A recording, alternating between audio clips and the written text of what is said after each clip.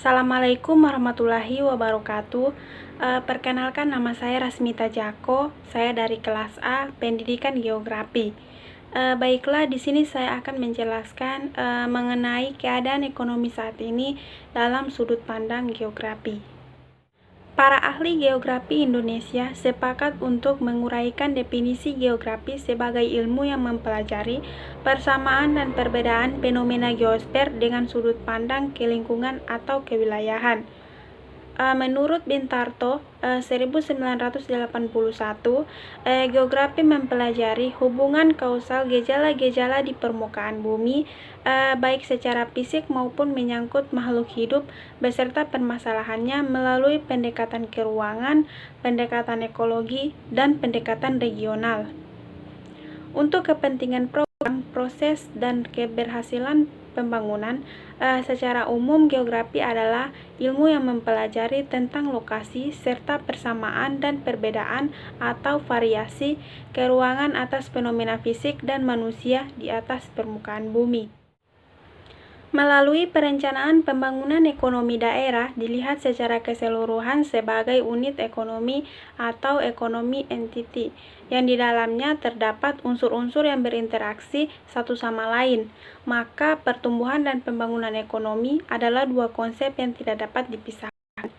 Teori pertumbuhan ekonomi bisa didefinisikan sebagai penjelasan mengenai faktor-faktor apa yang menentukan kenaikan output per kapita dalam jangka panjang dan penjelasan mengenai bagaimana faktor-faktor tersebut berinteraksi satu sama lain sehingga terjadi proses pertumbuhan.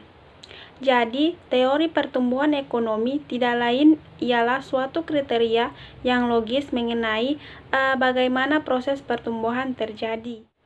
Yang selanjutnya, kondisi ekonomi saat ini yang ada di Indonesia.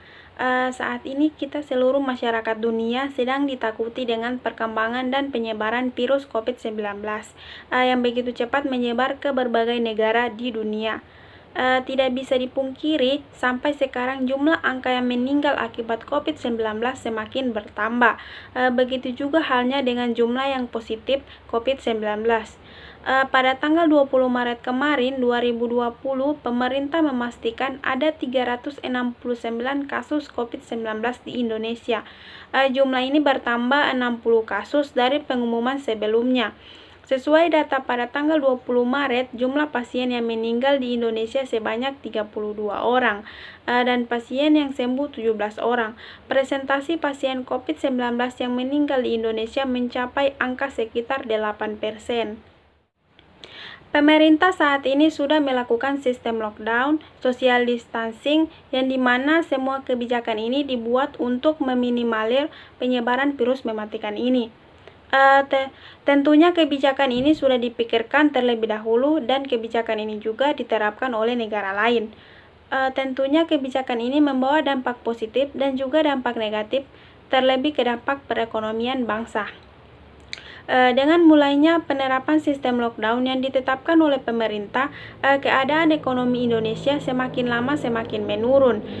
Bisa kita lihat di mana sekarang harga 1 USD sudah mencapai angka 16.000, yang dimana angka ini merupakan angka terburuk sejak 20 tahun yang lalu. Bahkan di saat terjadi krisis moneter di tahun 1999, 1 USD bahkan tidak mencapai 16.000. Tidak begitu buruk, yang artinya bahwa dengan dampak lockdown sangat terasa bagi keadaan ekonomi bangsa dan tentunya ekonomi masyarakat hingga melewati krisis moneter 1999. Dengan adanya lockdown dan anjuran agar tetap tinggal di rumah, jadi tidak bisa mencari penghasilan terlebih bagi masyarakat yang kerjanya dibayar harian. Pastinya mereka akan sangat kena dampaknya.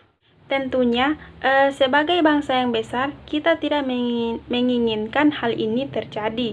Dengan terjadinya hal buruk di bidang ekonomi ini, kita tidak semena-mena langsung menyalahkan pemerintah. Tentunya, pemerintah sudah berjuang keras untuk memberikan yang terbaik bagi bangsa dan negara.